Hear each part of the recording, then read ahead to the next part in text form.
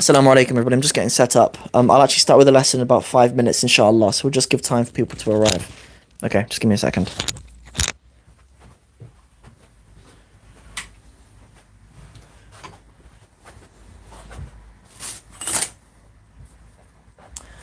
Okay.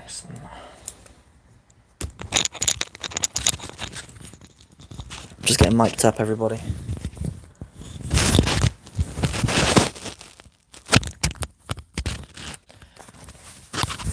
So for those of you who are watching the replay of this, you can just fast forward to minute 5. Yeah, cool. Okay, we should be mic'd up. You guys should be able to hear me okay. When some people arrive, I'll ask for thumbs up. A little bit of extra light. Assalamu alaikum everybody. Hope you guys are well. We'll wait for a few people to arrive. There's a few of you here. Give me a thumbs up. Let's get the likes up, please, inshallah. Let's get the likes up. Cool. Yeah, and obviously thank you as well. I'll take your thumbs up as a as an indicator that you can hear me as well. So I very much appreciate that. Cool. Okay, we'll hang out here just for another couple of minutes. We're at 1 minute 17 now. We'll go until 5 minutes, and then I'll actually start a lesson at 5 minutes, inshallah. Wa alaikum assalam, Ahmed. The way that you've written assalamu alaikum, I assume you're Somali, so mafi'an tahay. Cool. Who else is here? Just got the two of you here at the moment, I think. We've got Sam. What's up, Sam? How you doing? Very nice name you got there. Today we're going to take an ayah from Surat Masad, and we're going to talk about it a little bit, because one of my students on the exclusive program, Sister Asima, shout out to Sister Asima from Virginia. Yeah, she brought this to my attention. There's some really, really useful little language points that we can take from this ayah, so we'll talk about that a little bit today, in today's live stream. Cool, who else is here? Who else has come to see me today? I'd also like to apologise as well, because, yeah, I've got a sore throat today. Yeah, I'm in a bad way, to be honest. When I'm coughing, I'm in so much pain, but hopefully I won't be coughing too much in this live stream.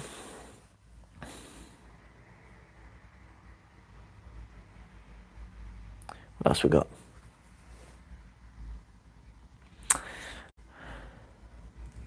Hey, I've Somali Jamaat London Banku Bartay. I learned Somali at university here in London. What a beautiful language Somali is too. A lot of you guys are missing out, not learning Somali as well.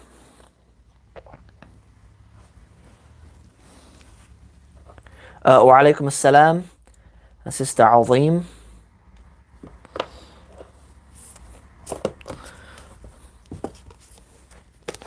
Did I say sister? I don't know what I said. I don't know what I'm thinking right now. I'm in a bad way. But yeah, Azim Rahman. Assalamu alaikum. Wa alaikum assalam. Thank you for joining me today. Yeah, for those of you who are interested in learning Somali, I recommend this, by the way. Martin Orwin's Colloquial Somali. And then Liban Ahmed has a couple of books as well. Yeah, which I highly recommend. Cool. Yeah, no, I don't know why I said sister. You know, the name Azim, it doesn't sound like a feminine name, but slip of the tongue, as is what happens sometimes when I'm a bit unwell and, yeah, sleep deprived probably with my 2 little boys. Cool, we'll give it 1 more minute inshallah, then we'll actually start the lesson. Do you know what, I'm just going to grab a Quran quickly as well actually, just so I can read directly from it. Back in a second, guys. I'm just going to get unmiked for a second.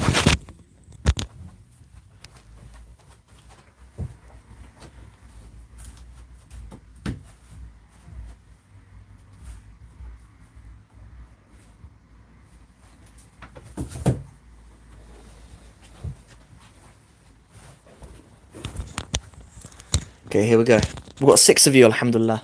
Assalamu alaikum, you guys. Get mic'd up again. Right, let's get the likes up. We've only got 2 likes. Astaghfirullah. Cool. Right. Okay, Azim, please leave your question to the end, inshallah. I'm going to deliver a really quick lesson, inshallah, for about 5 minutes, maybe 10 minutes, and then we'll get into it. So, 2, 1, And Assalamu alaikum everybody, and a very warm welcome back to the Arabic in 60 Steps YouTube channel. Hope you guys are well and in the best of health. All of you guys who are listening to this on the podcast later on, man, I love you guys. We're doing some cool stuff over on the podcast, and we're hitting some really encouraging numbers, alhamdulillah. So I'm very, very grateful for you guys. So in today's live stream, I'm going to talk about one ayah from Surat Masad. It's an ayah which one of the students on the exclusive program, shout out to Asima, she brought this to my attention because there's a few really interesting rules in there that we can talk about a little bit. And because this is a surah that we so often recite in our salah, like our children learn it from a really young age. Like, I mean, my son Yusuf is 5 and he's learning this surah at the moment in Dugsi or in Madrasa. And so most of us know it. And our children often even know it if they're, whatever, if they're probably 7 or 8. And yeah, good. So let's get into it, inshallah. And then also I'd like to apologize as well because I've got a croaky voice. I've probably picked up a bug from one of my kids or something because they're gross, aren't they, kids? They get bugs at school and bring them home and all that. But the show must go on, as they say. So Allah subhanahu wa ta'ala, he says, أعوذ بالله من الشيطان الرجيم بسم الله الرحمن الرحيم تبت يدا أبي لهب وتب. That's the bit that I wanted to do, actually. That's what it is. We don't need to continue reading further on than that. So, tabbat yada. So firstly, we have the verb tabba. Tabba is one of these doubled verbs. We have a whole lesson on them, step 44, I believe, in the Arabic in 60 Steps program. Yeah, verbs where the last 2 of the root letters are the same. Similar like with the word hub, for example, the word for love is like that too, hence we get the word habib. But the verb tabba really just means, like very crudely translated, means to curse, right? So why is it feminine though? Why do we say tabbat? Why do we say tabbat? Well, it's because the word that comes after it, yed, is feminine. Like, that's another thing to remember. Like, quite often students get confused about words in Arabic which are feminine, although they do not have a ta' marbuta. So some of the categories of those words would be some of the words to do with nature, like ash-shamsu, the sun, or al-ardu, the earth, or as-sama'u, the sky. Those are some. Others that are feminine, that do not show their ta' marbuta, is like the word yed. Body parts that come in pairs. So for example, your eyes, your hands, your ears, your feet, whatever, those words are quite often feminine words, which is why we have tabbat before yada. But why is it yada, right? Why isn't it just yed? Why isn't it tabbat yed? Okay, it is yada because this is actually the dual. Okay, it's talking about 2 hands. So if you make something dual in the Arabic language, we usually put ani or aini on the ending, depending on the context. I mean, the marfu' case of it, or the nominative, I think we call it in like a Latin kind of world, is yadani, is what it would be. It would be tabbat yadani in this case, because the yad is the subject of the tabbat, right? It's the thing that's being cursed, right? Good. So it's not tabbat yaday abi lahabin wa tab. Tabbat yada. So what's happened to the noon? Why isn't it tabbat yadani? Well, what we do, because this is a mudaf, it's the hands of Abi Lahab, right? It's a mudaf, and in a mudaf we do this hadf an-noon. We cut off the noon. Hence why we say things as well, like if we were to say my 2 parents, we say walidayya. We don't say walidaini, right? We don't use the noon in there. We do hadf an-noon. We cut that off. My students by now have so much practice in this. Like, we're talking about hadf an-noon all over the place. So, good. So what's next? It is, may the hands, the 2 hands, be cursed of who? Abi lahabin wa tab. So why is it abi? This is like, it's like an idafa with 3 terms here. It's the hands of the father of Lahab, right? So you've kind of got 2 mudafs. Or a mudaf and 2 mudaf ilayhis. How, like, I'm not sure the right way you normally look at it, but like, yeah, so that's why it's abi, right? It's may the hands of Abi Lahab. It can't be Abu or Aba in this case. It needs to be majroor in this case because it's in the adafa construction. So we have tabbat yada abi, the hands of the father of what? Lahabin. So a lahab is actually a flame. An expression that I heard in Palestine talking about the month of August. And the month of August is very hot in Palestine. They call and the word for August in like the Arabic calendar is Ab. They say Ab Lahab. Like the term Lahab is for something to be very hot, like a flame, right? I'll let you guys Google for yourself or ask someone qualified about where the name actually Abu Lahab comes from. But it really means like father of a flame, right? It's what it really means. But there's some interesting explanations as to how he got that name, because that's not his real name. That's not like the name his parents gave him. It's a laqab or a nickname. Good. Tabbat yada, may the two hands be cursed of Abu, and because it's of Abu, it's Abi, Lahabin, wa tabba. So what about the wa tabba? Why have we used the verb tabba on the end again? So the difference between the two is that we've had tabbat to refer to the hands of Abu Lahab, right? Because the hands are feminine. But why is this verb on the end masculine? Tabba. So what it would mean is, and may he be cursed as well, because Abu Lahab is masculine as well, right? Obviously. So it's may the two hands be cursed of the father of flame, right? Wa tabba, and tabba, and may he be cursed, right? So we've got some useful stuff in there. Good. That's everything for today. We've talked about some useful stuff about gender and about so ab, by the way, is one of the 5 nouns. There's a very small classification of nouns in Arabic where the i'rab, or the case of the verb, is expressed with a long vowel rather than a short one. Usually, like if we have a verb, we have a word like kitab, right?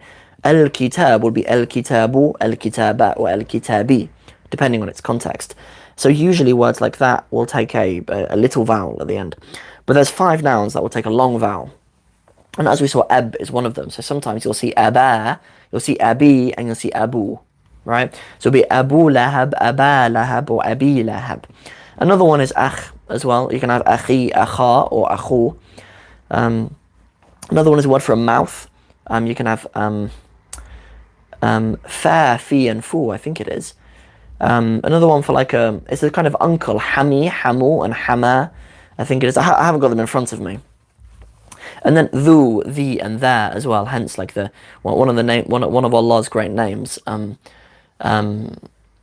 Jalali wal Ikram, right? That dhu in there can be the, or it can be there.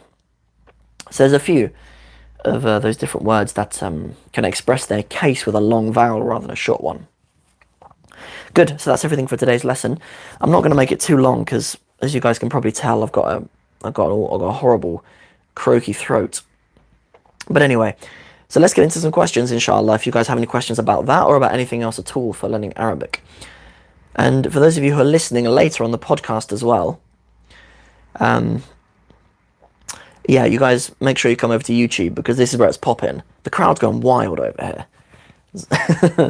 All 11 of them, mashallah. Obviously we go live Monday, Tuesday, Wednesday here on the YouTube channel, Arabic in 60 Steps YouTube channel. Assalamu alaikum, joined from Bangladesh. Wa alaikum assalam. Ami London থেকে আসছি, কেমন আছো? Who else we got?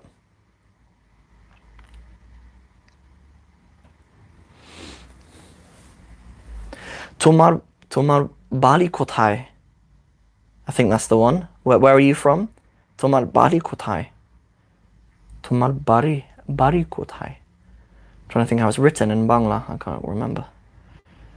But as well, I'm making a complete assumption, by the way, that you speak Bangla rather than Sylheti. I don't know how to ask how you are or where you're from in Sylheti, so I'm sorry about that. Cool.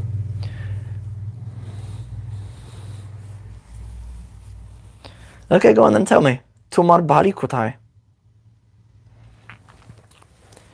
Wa alaikum assalam. Wa alaikum assalam.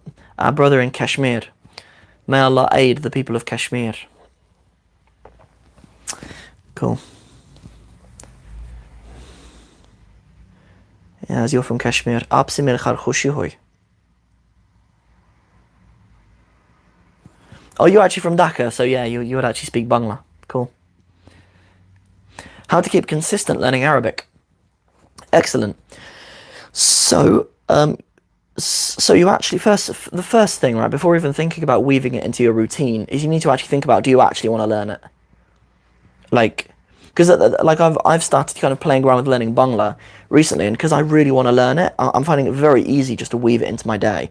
Like, I'll just listen to some audio files when I'm driving my son to school, and then like in the evening when I've done all my work and I'm just chilling with my family, I'll just have a read over the sentences and practice writing out the letters and stuff, like, because I really want to learn it. It's kind of easy to get it into my routine, but assuming that is the case for yourself, just some general tips is, number one, focus on doing something little and often. Yeah, make sure you're doing it little and often, because that's much easier to actually incorporate in your regular routine. So do 20 minutes a day. Set a goal just to do 20 minutes a day. And even like something that I read in the book on The Power of Habit, I think it's a Charles Duhigg book. The Power of Habit is a tip that you can use is to tie it into something that you already do. So let's say you already have a routine of getting up in the morning and making coffee. I say that because that's one of mine, right? Like one of the first things I do when I wake up for my day is I put the kettle on to make coffee. It's just something that I enjoy in the morning, right? So like if I want to build a routine, I will tie it into something I already do, right? Like I'll leave my books next to the kettle when I go and make my coffee in the morning. Like it's there, I'll have some flashcards there or something that I'll practice while I'm drinking coffee in the morning.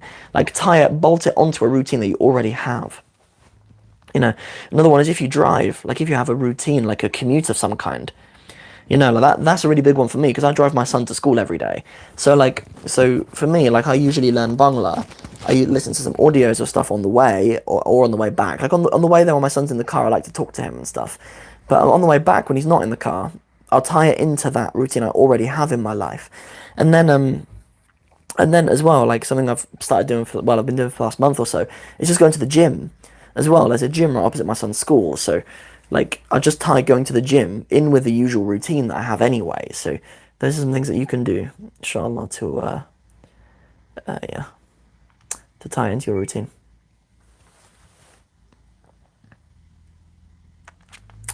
Thank you very much for watching my channel, Abdul. I very, very much appreciate it. You guys are the best. It means absolutely the world to me that you guys watch my channel and you enjoy my content. More words of the day. Okay, that's something we can think about. So I used to really like doing phrase of the week. Yeah. Yeah, well, maybe think about something like that, inshallah. Yeah. Oh, mashallah, brother Omar has come to join us from Saudi. Omar is an OG, mashallah. Omar, a loyal student of the Arabic in 60 Steps program. May Allah bless the brother.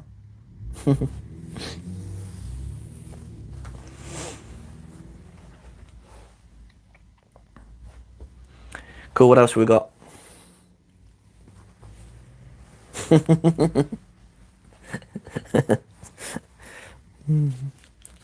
أنت أسطورة. You're a legend. Nice. What else we got? Well, أنت رائع. You're great. You're great yourself. أنت رائع.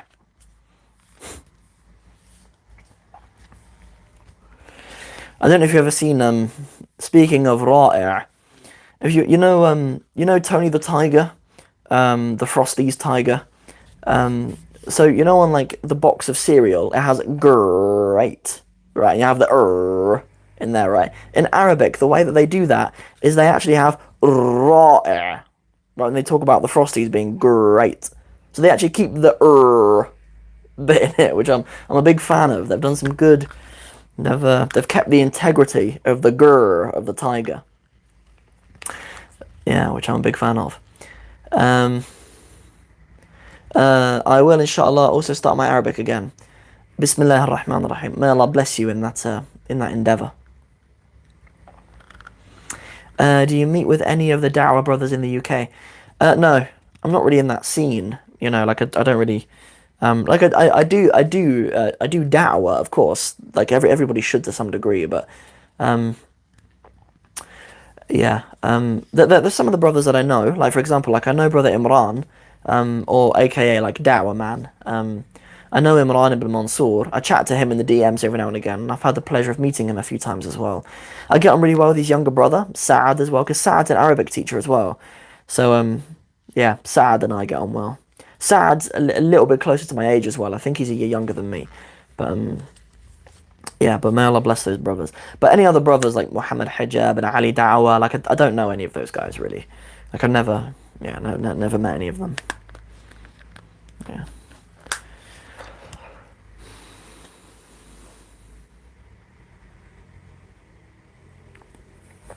So I'm just gonna like shamelessly read out this comment here because I just absolutely love it. Just, you know, I'm just gonna indulge myself a little bit to read this. So Jazakallah khair, Umar. Your Arabic in 60 steps, mashallah, is very good. I'd recommend anyone who is seriously interested in Arabic. I'd highly recommend Arabic in 60 steps. Consistency is the key. Yeah, Jazakallah khairan. I very, very much appreciate the words of positivity about the program and stuff. It's yeah, it's an absolute joy to hear from students like yourself, like that. Yeah, we are still planning to release the workbook on Amazon for people to purchase on the 1st of July. That's kind of that's an aim, but if we do need to go a bit later than that, then I'm willing to do that. Like I'm not prepared to compromise on quality just for the sake of hitting that deadline. Like I'd rather, you know, it'd be unfortunate, but I'd rather have to publish a few days late and do it right than, you know, than compromise on quality at all. So the aim is the 1st of July, but, you know, be patient with us, inshallah, and keep an open mind as to whether it might be a little bit later than that.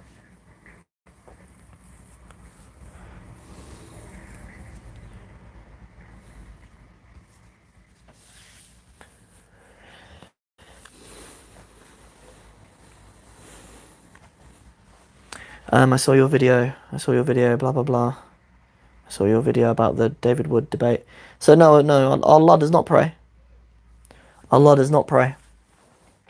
It's well documented and it was well understood by the first generation of Muslims who heard that. That the salah of Allah is not praying. It's not ibadah. It's more like the word salutations, probably.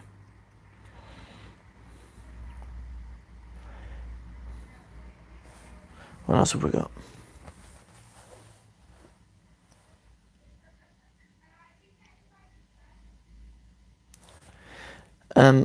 Cool. Hi from Czech Republic. What's up, Czech Republic? How you doing? Been learning Arabic for 2 years now. Your YouTube channel and podcast was a great help. It's my absolute pleasure.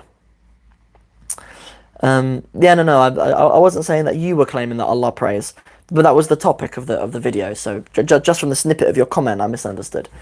Yeah. Yeah. That's one which really requires some ignorance to not understand, I think. Yeah, but what can you do? What can you do?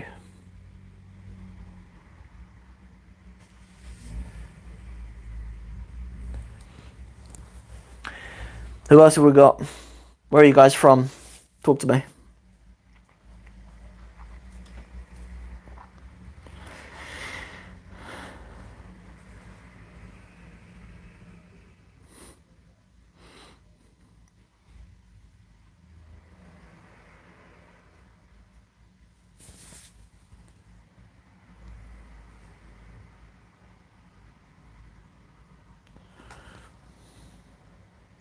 Oh, here's a question from Ahmed. Sam, why did you stop updating your YouTube account, the Sam of Somalia one? To be honest, I kind of ran out of knowledge. I'd kind of emptied my brain and emptied out everything I knew into that channel, and yeah, I'm not really sure what to do with it, is the honest truth.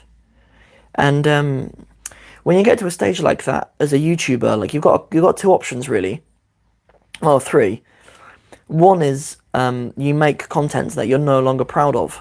Sometimes people, when they get to that stage, they run out of ideas. They do like pranks and wife tag or whatever. Do you know what I mean? Like stuff that you maybe wouldn't do otherwise. Or you just take a break from it.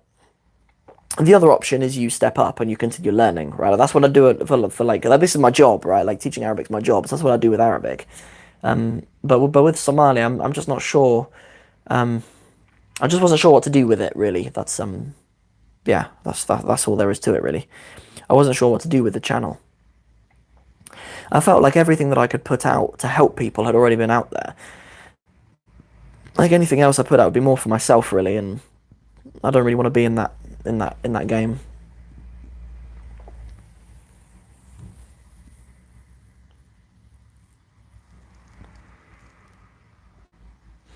I missed the short stories. Yeah, the episodes like Alauddin series. Yeah, we did 14 episodes of that, didn't we? That was a really good series. A lot of people liked that. I was looking at the same writer, the Rihla of Ibn Jubayr. Maybe you could start with that. Yeah, maybe we could. The thing is, though, like, it's a really advanced text. Like, to be honest, I struggle with a lot of it.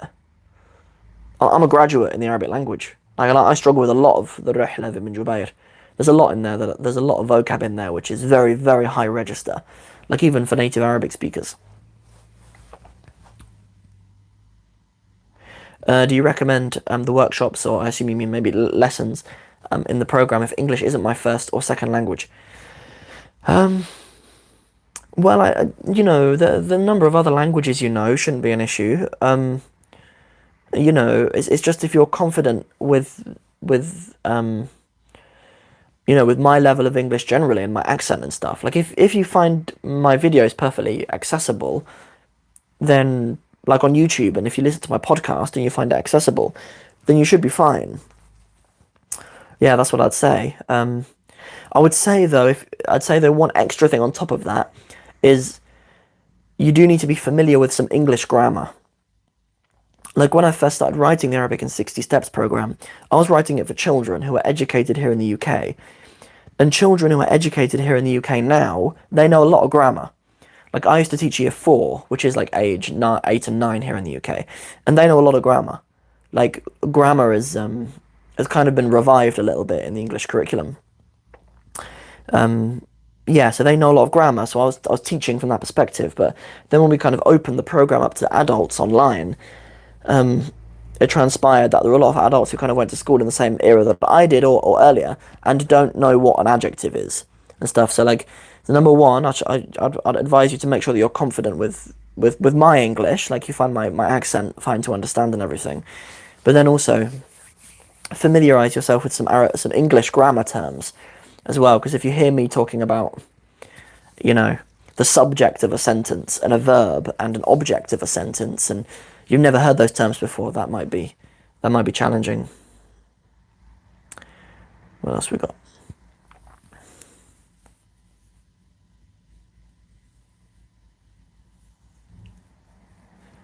Okay, so we have like a fiqhi question here. I'm really sorry, Akhi, I just can't answer questions like that. The question is regarding Qurbani being accepted, given the health status of a certain animal. I just can't answer that question. I'm unqualified, and Allah knows best.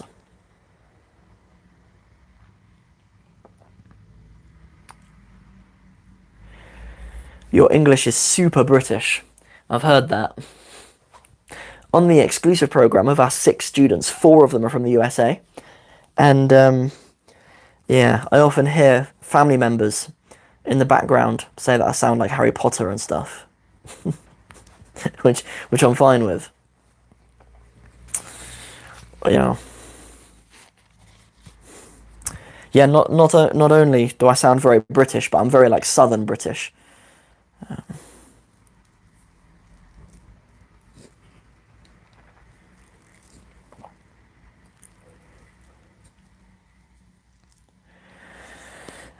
I do have an advice actually for this question. This is a nice question that I can relate to a little bit. Do you have any recommendations for shy people?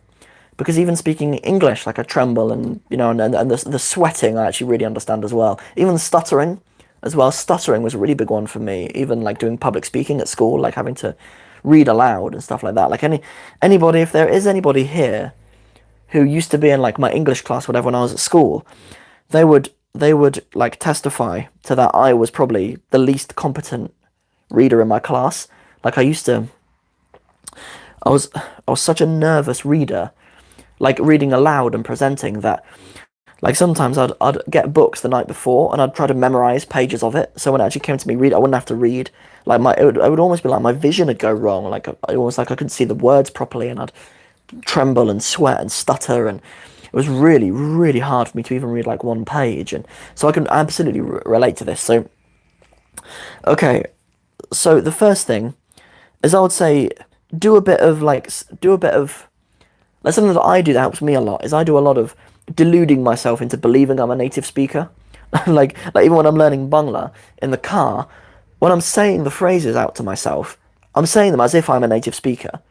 I'm telling myself like I live in Dhaka, and I'm a native speaker, and I'm saying this to my neighbor, right? Like I get in my own head a lot, and that really helped me. Like actually, like a book that talks about this is this, okay, Psycho-Cybernetics.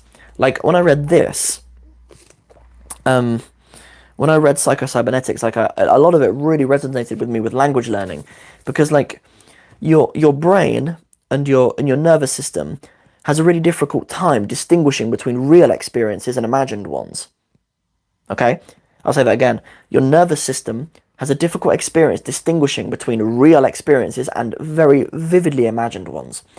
So, if you very, very vividly imagine an experience of you speaking fluently in another language, right? Let's say whatever it is, right? In my case, it's Bangla, right? I'm trying to learn Bangla at the moment, right? So if I spend time to really think that I'm speaking Bangla fluently, it can always be the case that you can delude your nervous system into thinking that you're confident speaking that, right? So like when your brain says, right, it's Bangla time, right? It's Bangla time. Your nervous system isn't thinking, oh no, it's Bangla time. Your body's thinking, let's do this. We've done Bangla time, you know? So like there's a lot to be said for that. A lot of talking to yourself in the mirror. I like that sort of thing. I can relate to it a lot because like even though it might seem like I'm kind of extroverted because I'm like a YouTuber and stuff, like I'm really not. Like in fact, to be honest, I don't do a lot of like live events. I've kind of hid behind the coronavirus a little bit for that, but I don't do a lot of like live events because I'm really shy. Like I'm not especially extroverted. Like I'm friendly and I'm warm with people, but I'm not a person who desires like a very, very vibrant like in-person social life really. So anyway, that's just some of my ramblings.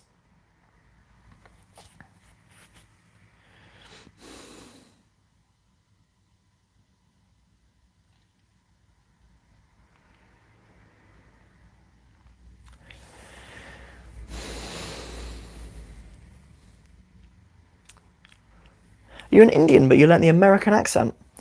One of my students on the exclusive program's an Indian, actually from Delhi, and he told me that in their education system in India, there's usually like a very kind of Queen's English British focus to the education out there, but maybe it's different.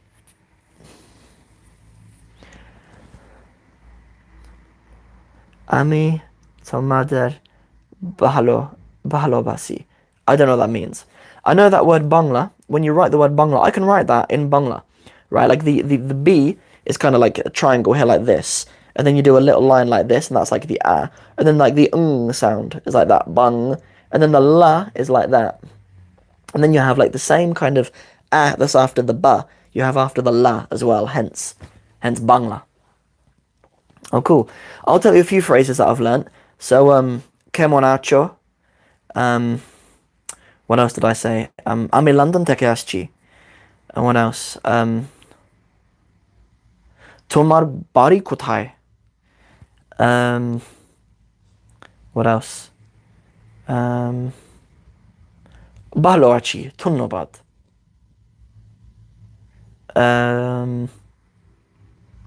Yeah, those are just a few things that I learned.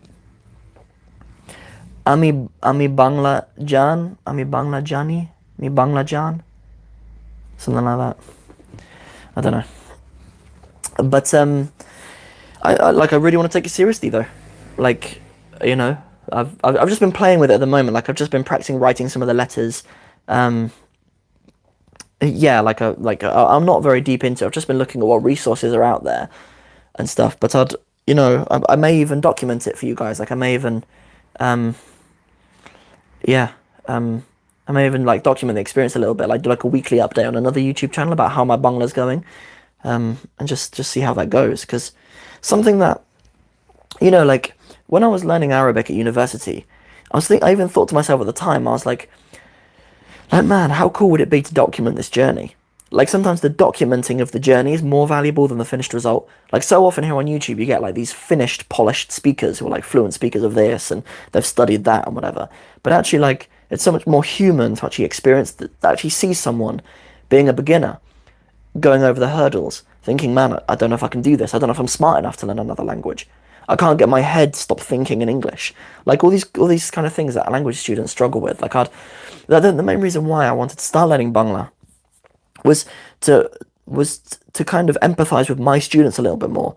Like I specifically wanted a language that had a different script to Arabic as well, because like I've got some students who struggle with the Arabic script, and I learned the Arabic script like 8 years ago, or like 9 or 10 years ago, maybe even by now. So like I can't really relate to that very much. So I wanted to learn a new script and see how difficult that is. And another difference as well is I'm an adult now. It's harder to learn languages as you get older. Like I'm not old, you know, but like I've got nowhere near the neuroplasticity that I probably did when I was 18 when I started learning Arabic. You know. Anyway, sorry, there was some questions. Oh, so yeah, Ami Bangla Jani is I know Bangla, but I think I want to say Ami Bangla Jani, and then you just say na on the end to make it I don't know Bangla. Ami Bangla Jani na. Or yeah, I'm not sure. Oh, mashallah, we have an Urdu speaker here. You know, a lot of the Urdu that I know, well, actually, a lot of the Urdu I know is Urdu that I learned from the Urdu Sikhiya podcast. I highly recommend the Urdu Sikhiya podcast, by the way. That's a wicked podcast. Yeah. Main Islamabad se nahi ho. or something like that. Like I don't live in Islamabad.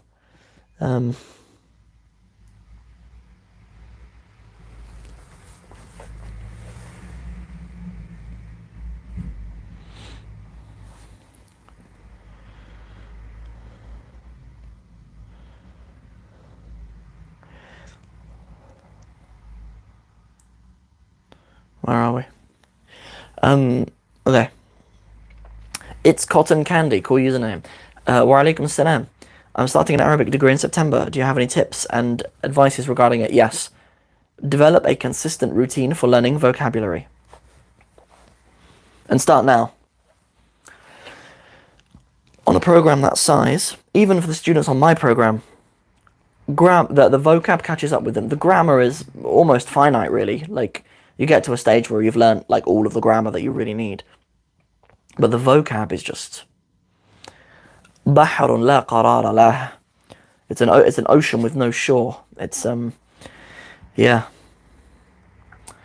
it's vast. The vocab. You've got to take time to have something consistent. Like even if now, spend a little bit of time figuring out how you learn vocab well. Whether it's flashcards, whether it's mind maps, whether it's practice sentences, whether it's listening to them on repeat, whatever it is.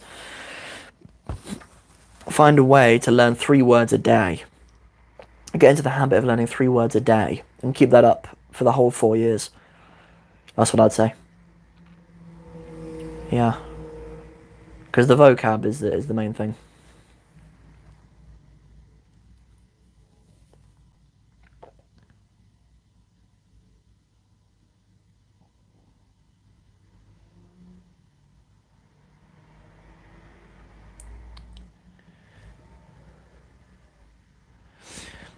Howdy, Tony. How you doing?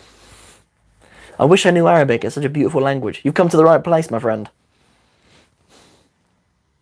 Can you understand the other dialects as well? Depends how close to Palestinian they are, really. I spent my year abroad in Palestine, so like that's probably the dialect that I'm most familiar with.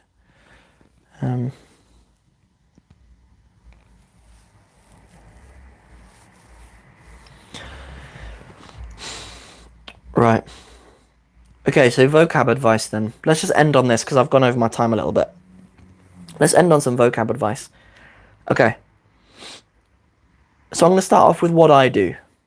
Okay, but what I do isn't what's going to be applicable for everybody, right? Because I've been learning Arabic for like 10 years and I'm like I'm quite a competent linguist compared to lots of people, right? But what I like to do is I like to learn vocab in topics. Like I don't like to just get kind of a cold list of verbs. I don't like to learn 10 verbs and then 10 nouns and 10 whatever, right? Like, I'll learn around a topic. So let's say, for example, the restaurant. Just as an example, right? Learn vocabulary that's important for a restaurant, and then look for Arabic video about restaurants, right? So you're seeing lots of context for whatever words you're learning.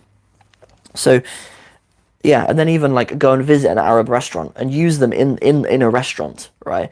Like I like to just give loads of context to my vocab. That's how I like to do it, but that requires more time and more effort. So if you don't have that time, or you don't want to put in that effort, then you can just make flashcards. And in fact, even for people who are more kind of practical, more kinesthetic learners, I even recommend that you make your own flashcards. Like don't even buy them cut. Like just get big paper and rip it, like fold it to get nice neat lines and rip it and make your own vocab cards. Because that's what I always did. And I even found like the process of making the cards was almost more beneficial than using them. The actual process of using my hands to rip up this paper and use different colour pens to write out the Arabic in nice fancy handwriting and to annotate them, and if you're giving the verb, whatever, you're giving the verb i'taqada, right? For example, like do a flashcard for i'taqada. The verb i'taqada means to believe, essentially, right? You're going to annotate it. You say, well, what are its root letters? Well, shares a root letter with the word aqidah, meaning like a creed or a belief, right? And whatever else, right? I'tiqad is like an opinion or a belief about something as well. So yeah.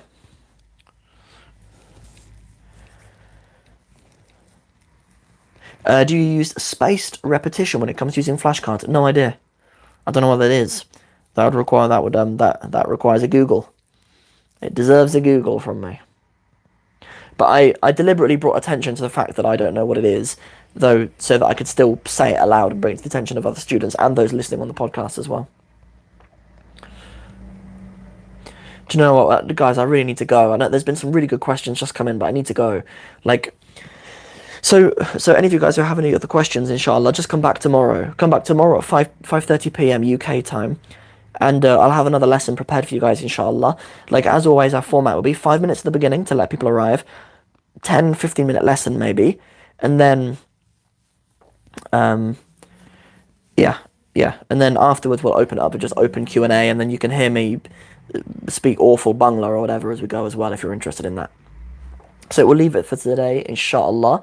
So that's everything for today. May Allah bless you guys. Thank you guys all so much for joining me, and I'll see you guys tomorrow at 5:30 p.m. Assalamu alaikum wa rahmatullahi wa barakatuhu.